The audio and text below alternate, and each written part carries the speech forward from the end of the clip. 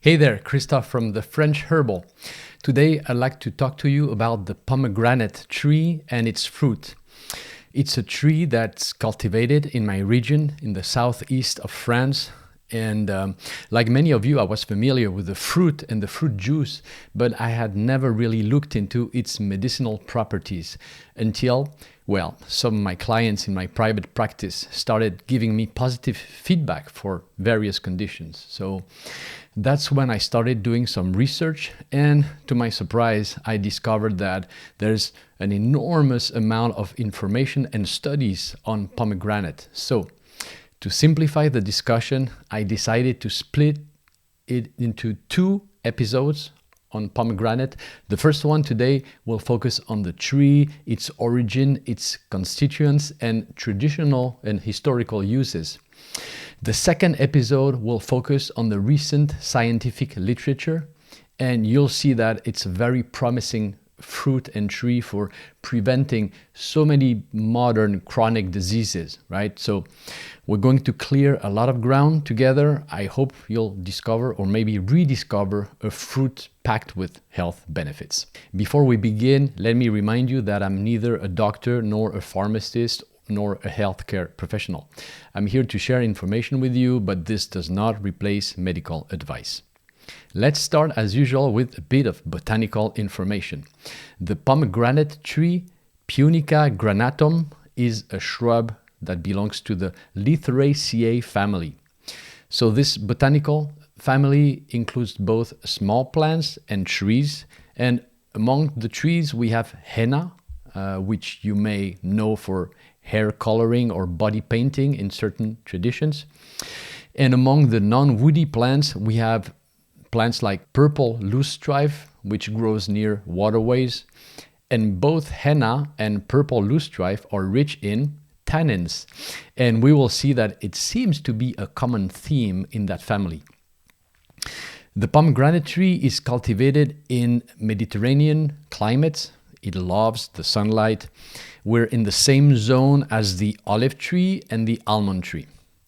It originates from Western Asia, and then it spread through human migration and trade throughout Eastern Asia, Asia Minor, and eventually ended up in the Mediterranean countries.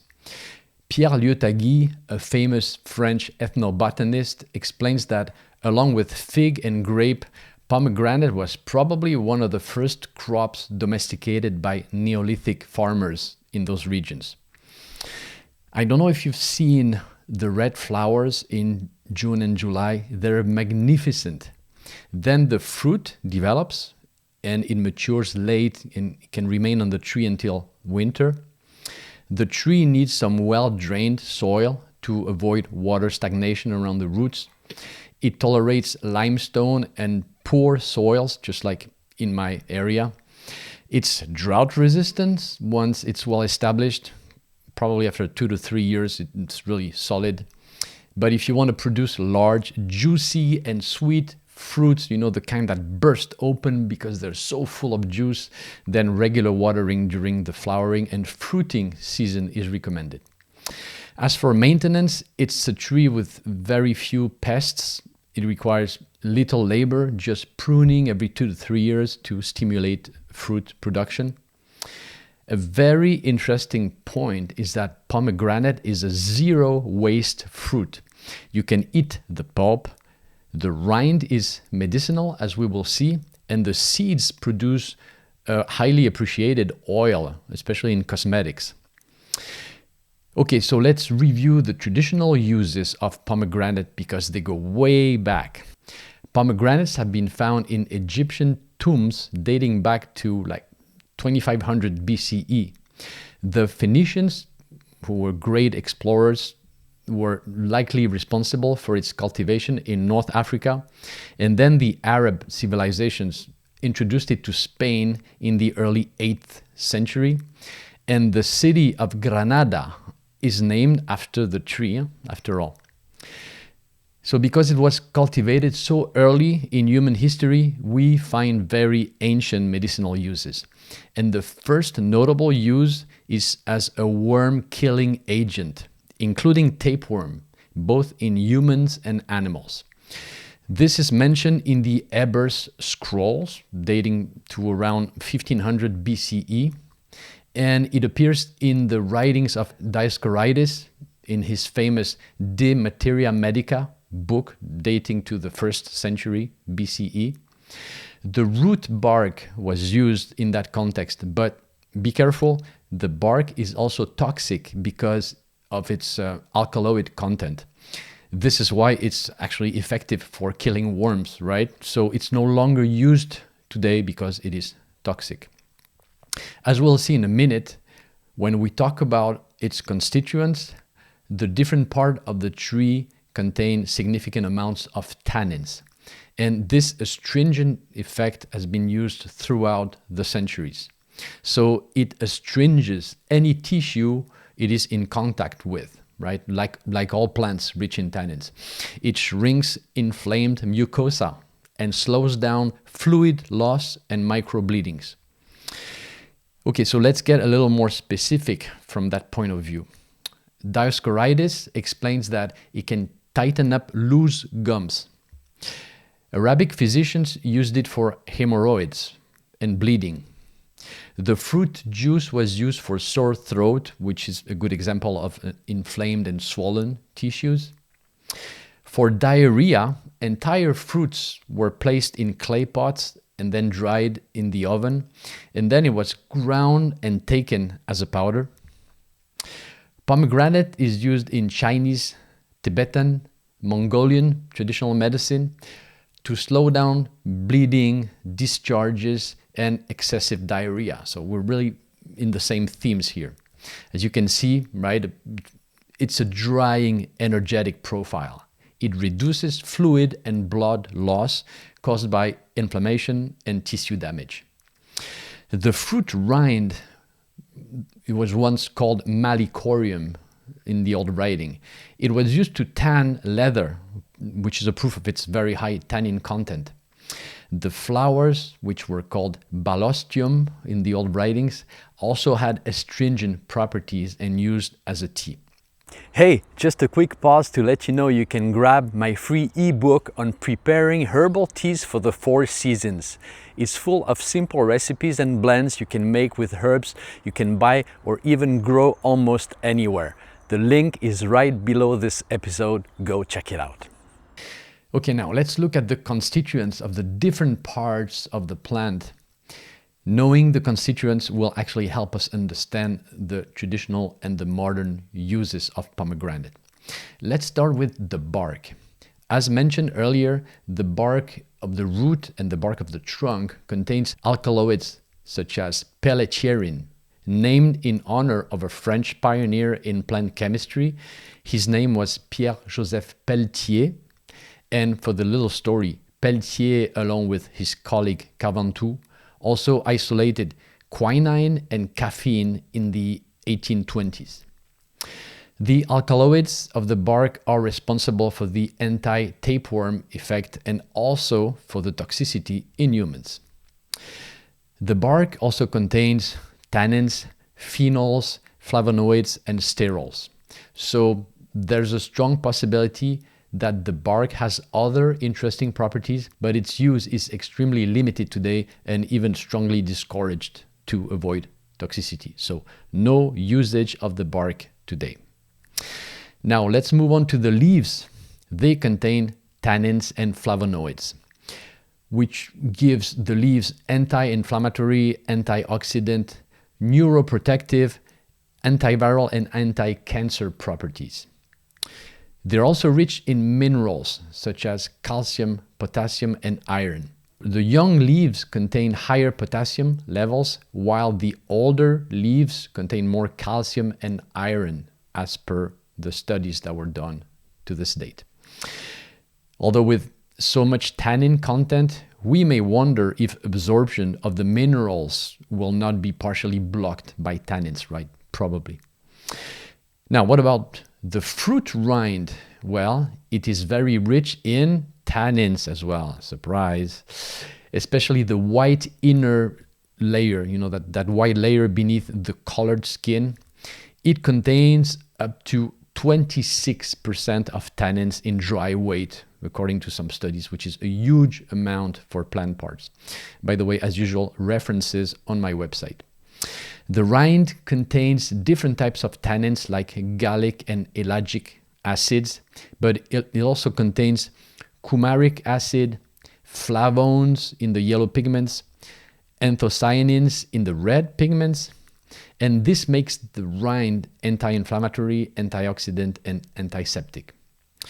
As for the alkaloids, one study reports that they can be found in the fruit rind, depending on the test that was used in that study. Probably not in a meaningful quantity, but it's worth noting. And more recent studies show that the fruit rind toxicity is low to negligible at normal doses.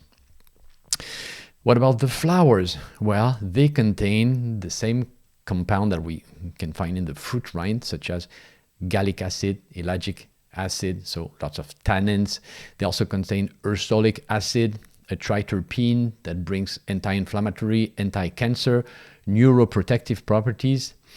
And the flavonoids of the flowers is responsible for its antioxidant and anti-inflammatory effect. So, could we add those magnificent pomegranate flowers in tea blends? Could they act as antioxidants and overall protectors, and also add some color and some beauty to a tea blend? Probably, right? As for the fruit, they contain vitamin C, although I could not find the precise quantities in studies. A good amount of tannins. You surely notice the astringent, mouth-puckering feel of the juice. Anthocyanins, flavonoids, phenolic acids. In other words, the juice is an excellent antioxidant cocktail.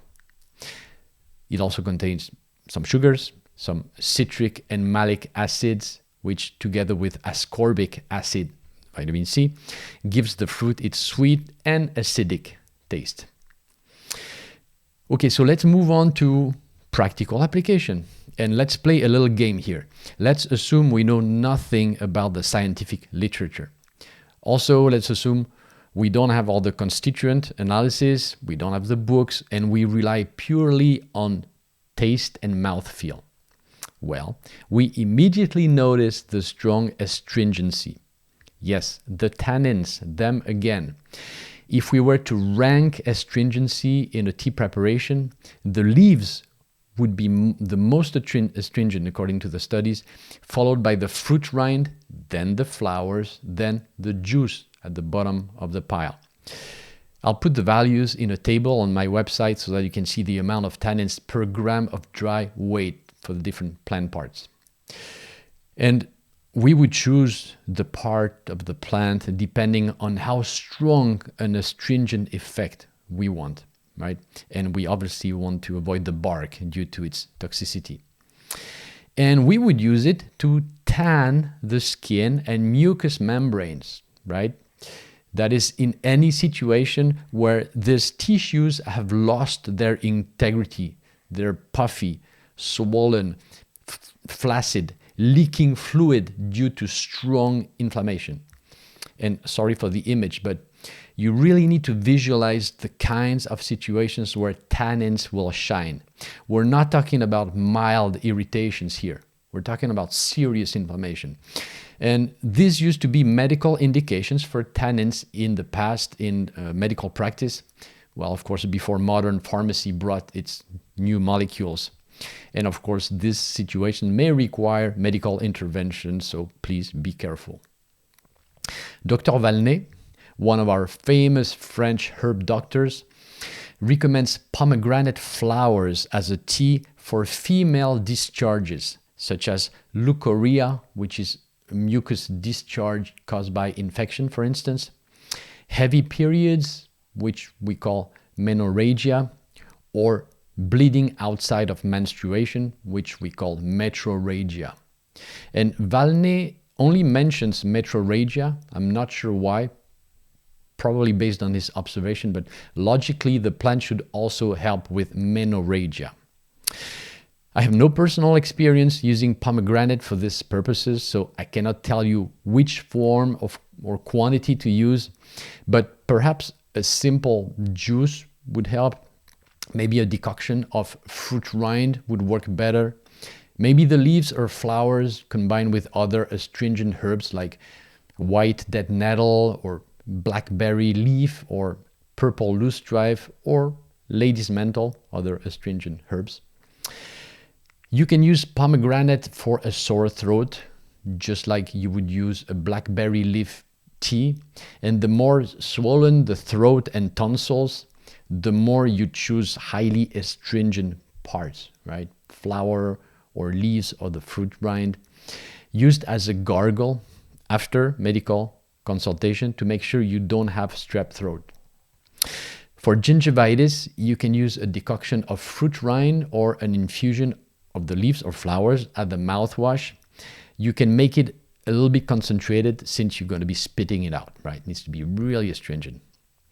The fruit rind was used in the Countess's ointment, which was an astringent ointment, probably back then meant for mature skin needing tightening and firming. It appeared in the Spanish pharmacopoeia in the 1800s, and today we could maybe combine the astringent effect of the rind with the richness of the seed oil to make a firming cream, right? That would be interesting.